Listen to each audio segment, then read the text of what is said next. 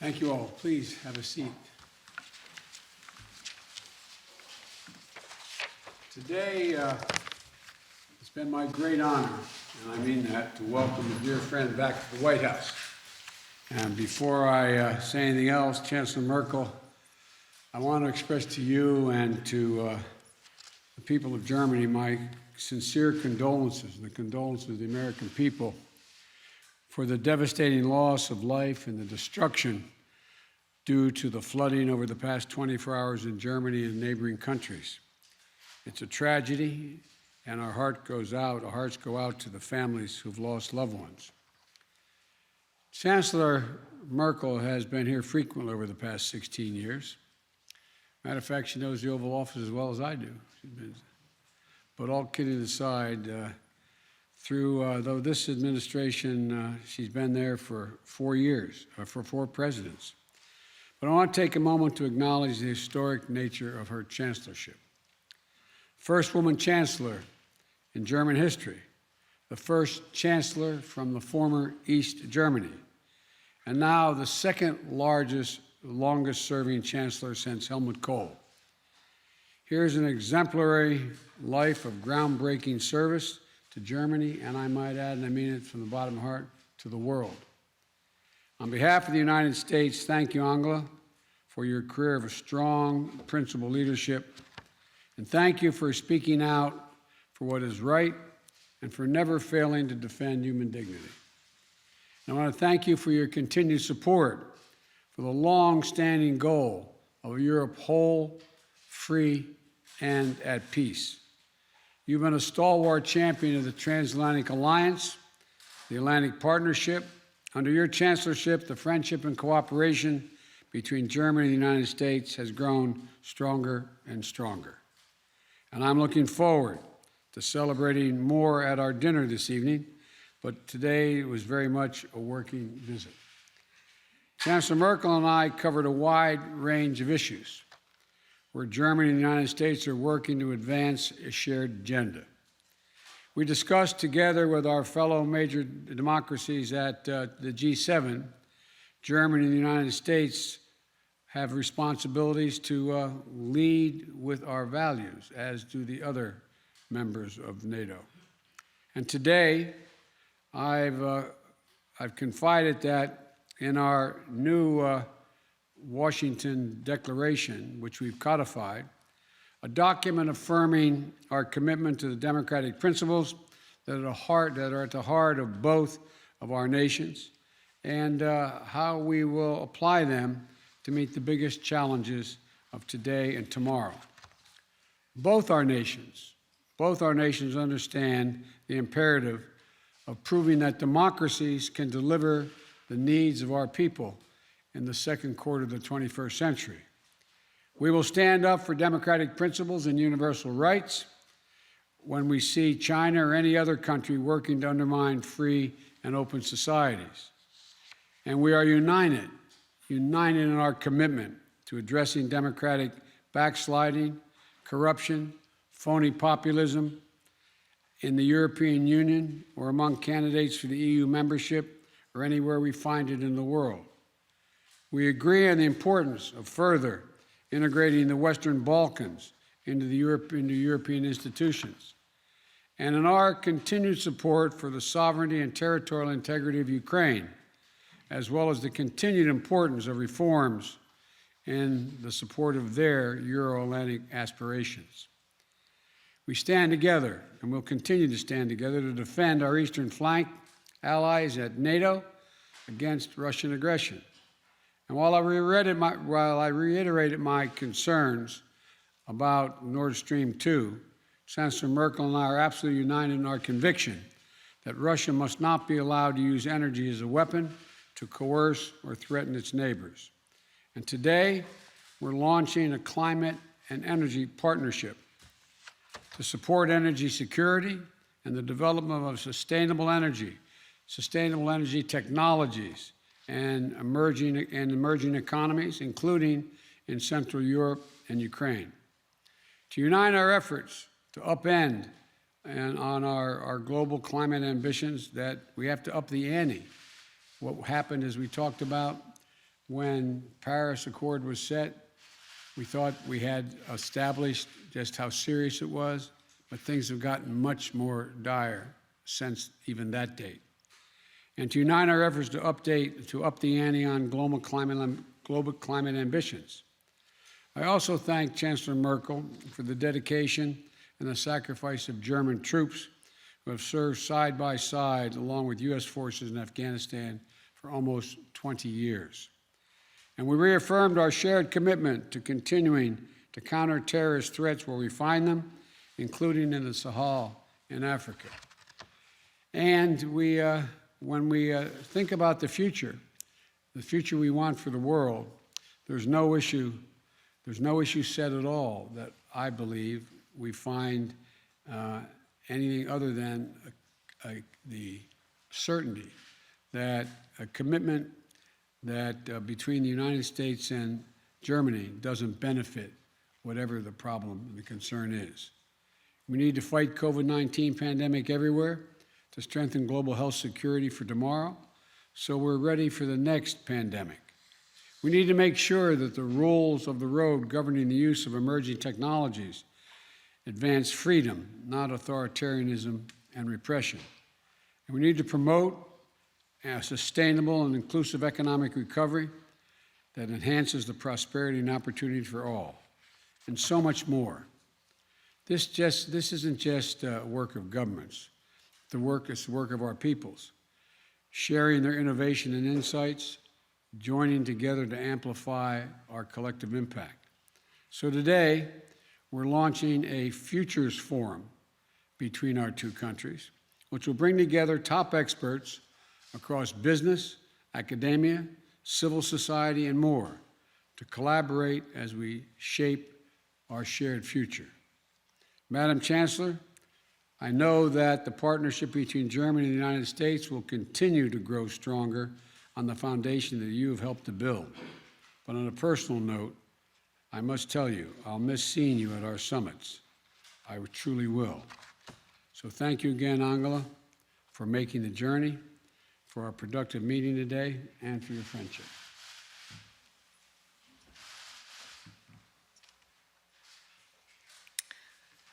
Sehr geehrter Herr Mr. President, dear Joe, first of all, I would like to thank you most warmly for the condolences and the empathy you expressed as regards the victims to the floodings in Germany. And I would like to ask for your understanding that I need to address this matter with a few words, because in North Rhine-Westphalia and Rhineland-Palatinate, the day is already drawing to a close, a day that is characterized by fear, by despair, by suffering, and hundreds of thousands of people all of a sudden were faced with catastrophe. Their houses were literally death traps. Small rivers turned into flooded, devastating rivers, and I must say that my empathy and my heart goes out to all of those who in these catastrophes lost their loved ones or who are still worrying about the fate of people still missing. And I include Belgium, Luxembourg and the Netherlands, who've also suffered from floodings. The rescuers, first responders are doing their utmost to help people. I must say that I'm very much feeling with those who've suffered, and I know that millions of people in Germany feel the same. The minister presidents of Ms. Dreyer and Mr. Laschet, minister presidents of Rhineland-Palatinate and North Rhine-Westphalia, respectively, and also the ministers who are responsible here. I talked to them, and I would like to send out a message to the people that we will not leave them alone with their suffering, and that we're trying our utmost to help them in their distress.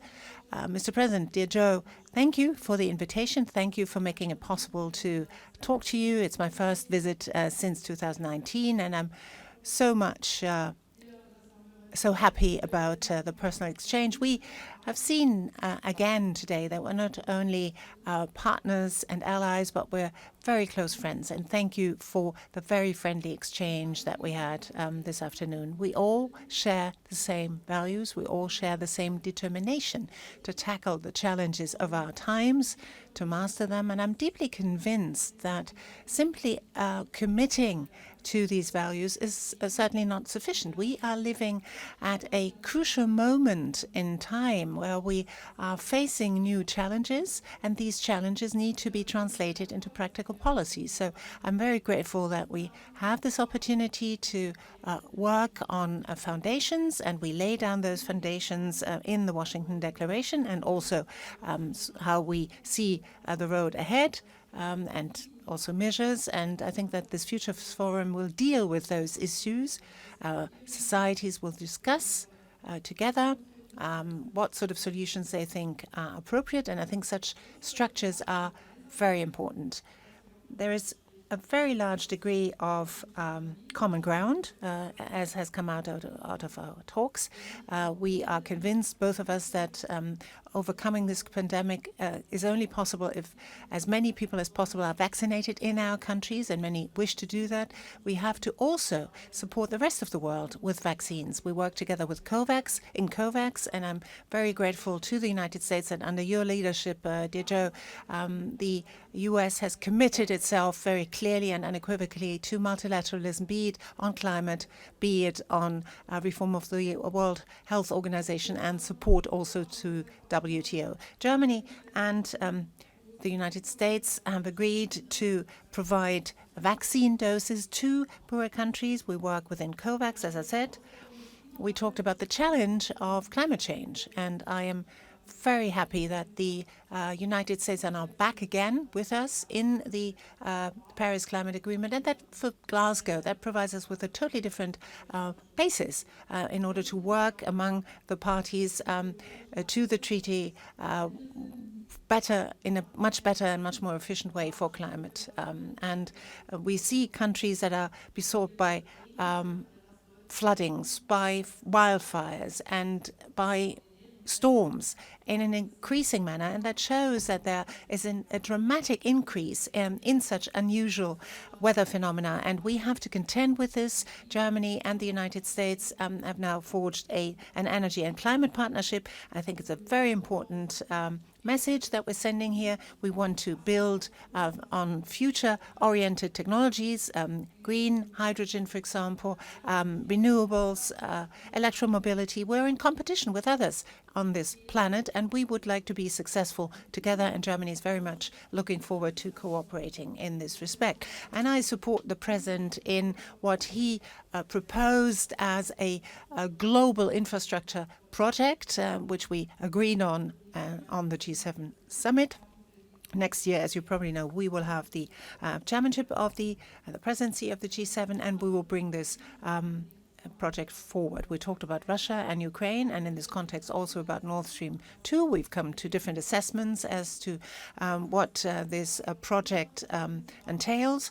But let me say very clearly, our idea is and remains that Ukraine remains a transit country for natural gas, that Ukraine, just as any other country in the world, has a right to territorial sovereignty, which is why we've become engaged and continue to be engaged in the Minsk process. We will be actively acting should Russia not respect this right of Ukraine that it has as a transit country. So Nord Stream 2 is an additional project, and certainly not a project to replace any kind of transit through Ukraine. Anything else would obviously create a lot of tension. And we're also talking about how we can actually make this very clear together. We also talked about other priorities in our foreign policy, for example, our relationship with China. We are countries who stand up for free, democratic societies, stand up for those rights, civic rights for those who live in these societies. So wherever human rights are not guaranteed, we will make our voices heard and make clear that we don't agree with this. We are also for territorial integrity of all countries of the world. We also talked about the many facets of cooperation and also of competition with China, be it in the economic area, be it on climate protection, be it in the military sector, on security. And obviously there are a lot of challenges ahead. On the nuclear agreement with Iran, JCPOA, we think that everything ought to be done in order to bring this to a successful conclusion. But I think that is something that is also, the ball very much here is also in the Iranian camp. Now, over many, many years, we've served together in Afghanistan.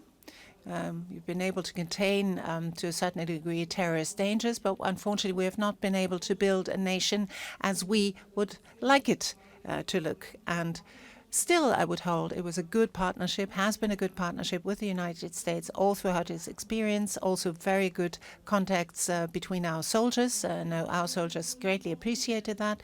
We also talked about Sahel, the Sahel zone, where terrorism is on the rampage, and obviously for us in Europe this is a great challenge.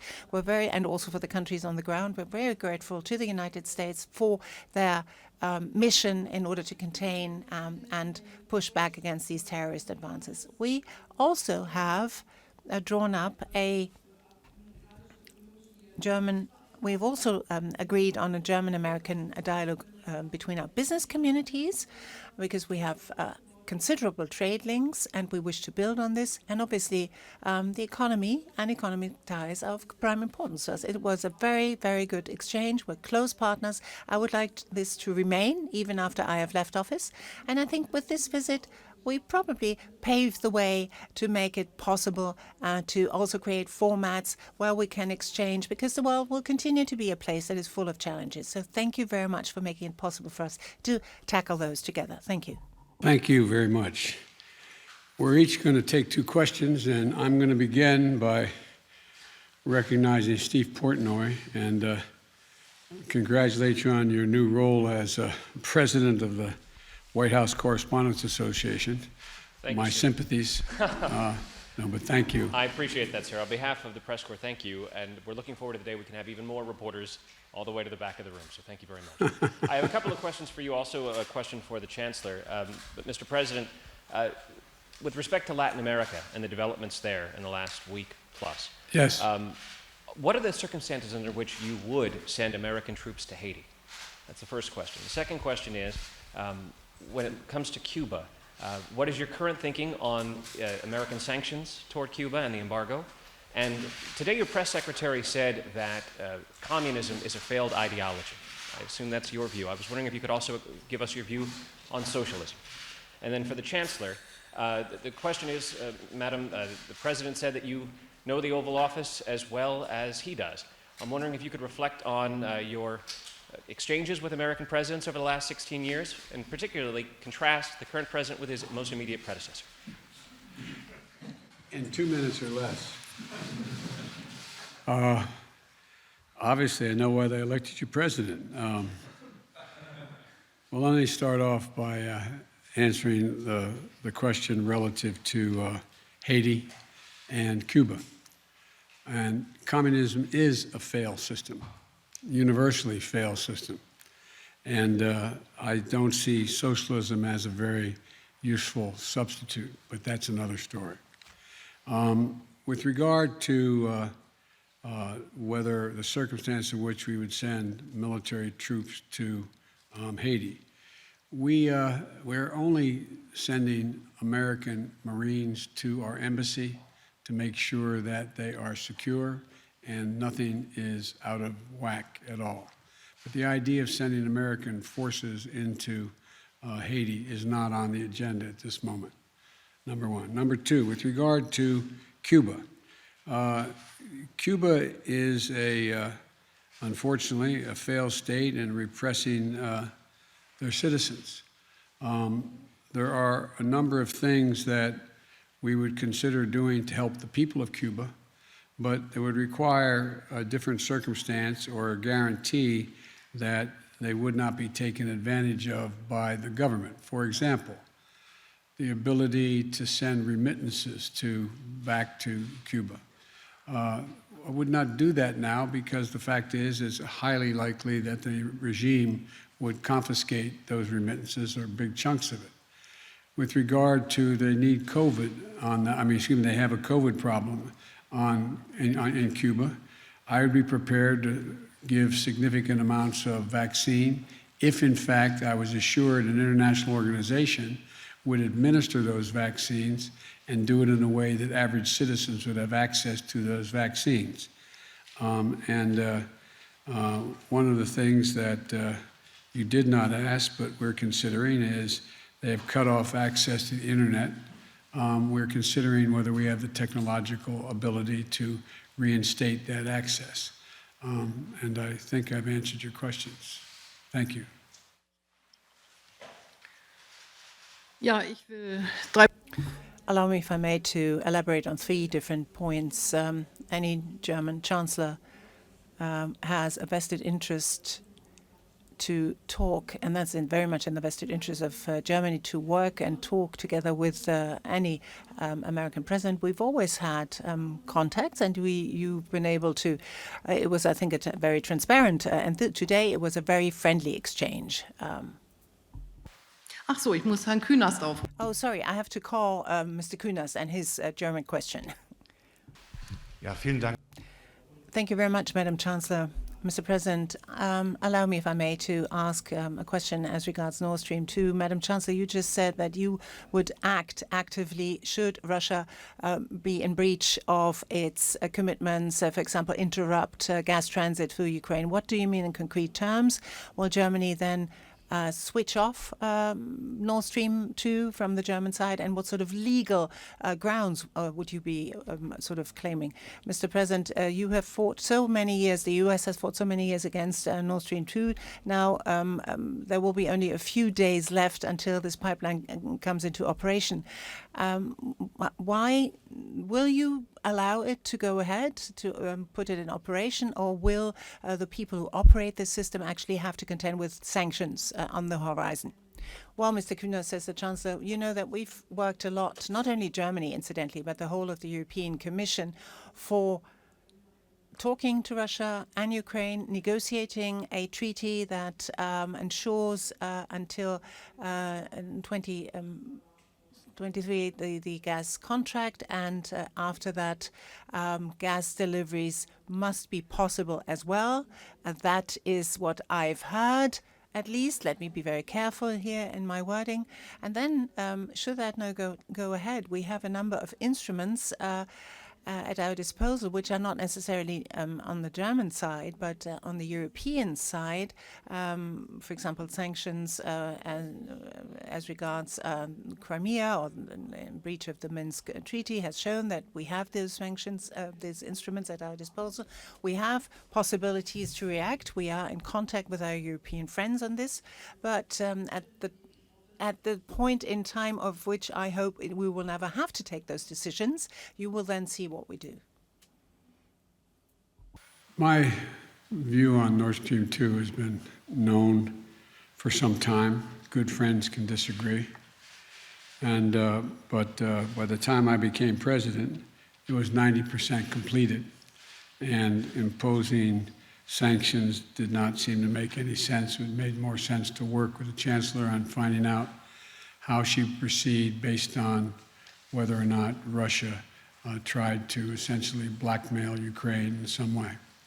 And so the Chancellor and I have asked our teams to look at practical measures we could take together, and whether or not Europe energy security, Ukraine security are actually strengthened or weakened based on Russian actions. And so this is we'll see.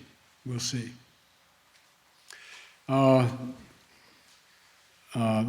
Ms. Leonard of Bloomberg.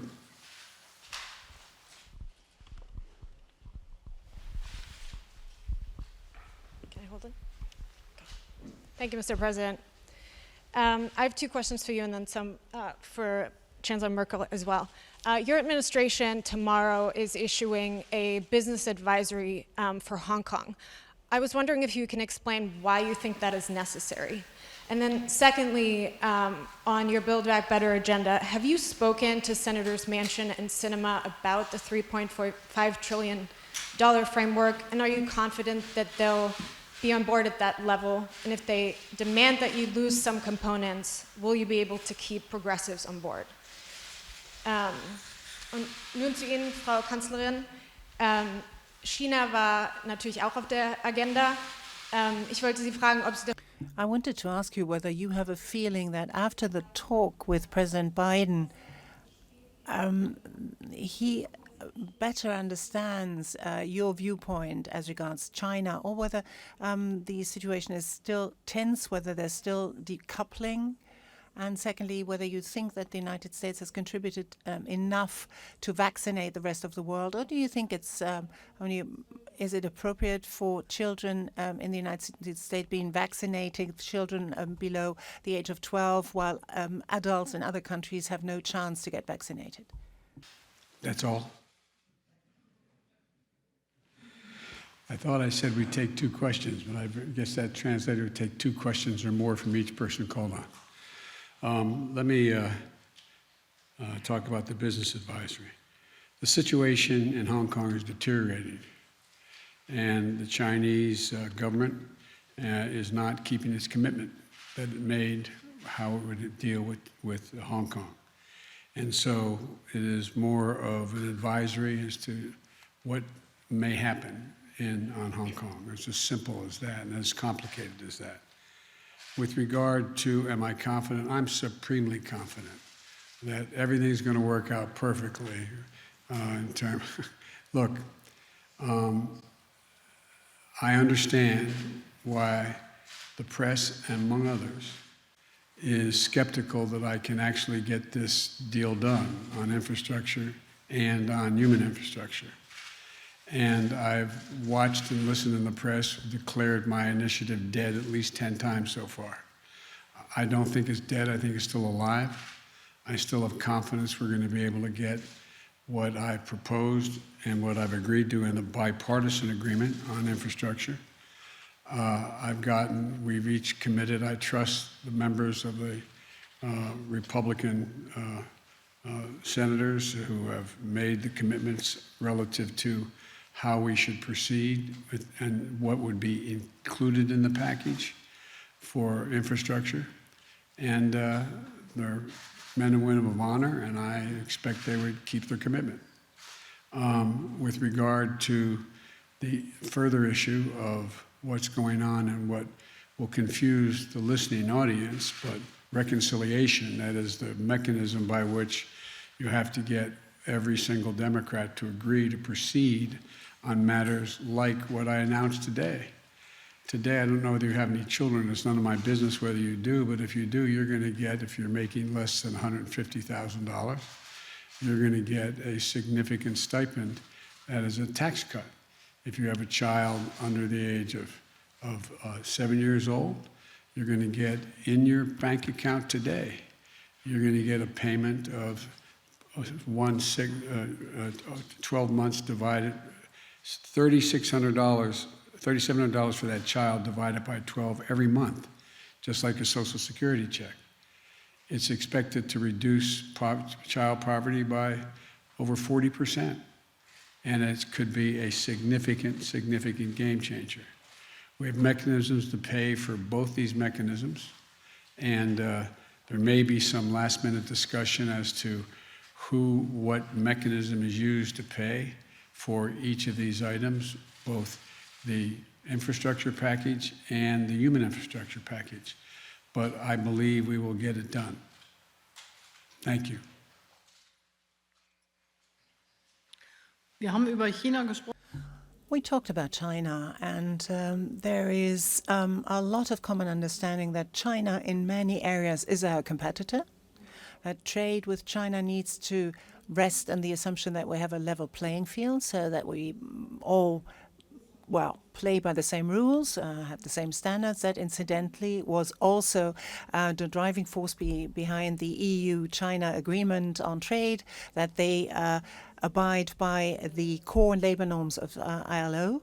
And we are convinced of ours needing to be technological leaders for our countries, our 2 countries, in many, many areas. Obviously, it's legitimate for China wishing to do this as well. But for example, we will cooperate in many technological, state-of-the-art technologies, for example, chips. I think the act that the president launched is fundamental in this respect and crucial.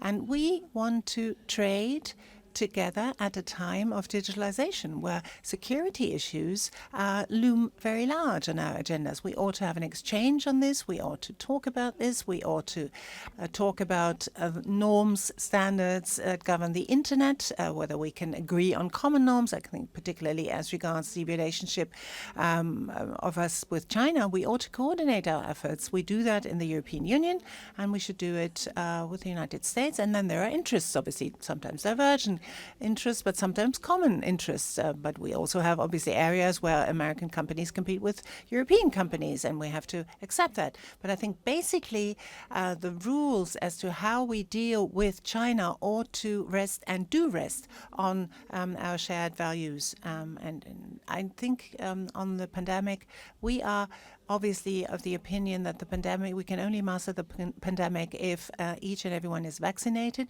We are trying to boost production. We are trying also to get as many people in our country vaccinated as possible, which obviously opens us up to criticism of those countries who as yet have not had the chance, which is why we invest a lot of money in COVAX, which is why we encourage our companies to increase their production of vaccines. And in Africa, we are trying to help Africans to upskill people so that they too can have their own production sites. We're going to do this, but de facto, there is an imbalance. I agree.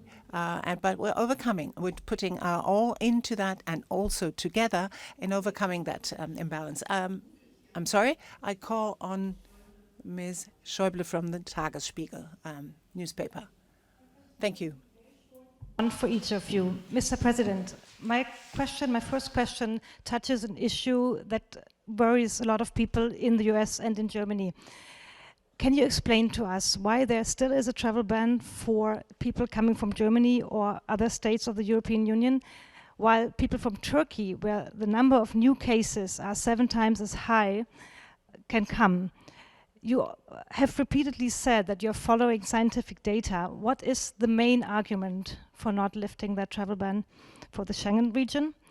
And Chancellor Merkel, Sie haben mit den... You talked to the business companies here. You heard their concerns. You heard their headaches. Some have threatened that they're going to shift business away from the United States. What was your main argument to work for a lifting of the travel ban, and have you had success with this? We brought in the head of our COVID team because the Chancellor brought that subject up. It's in the process of seeing how soon we can lift the ban. It's in process now. And I'll be able to answer that question to you within the next several days, what is likely to happen. I'm waiting to hear from our folks in our COVID team as to when that should be done.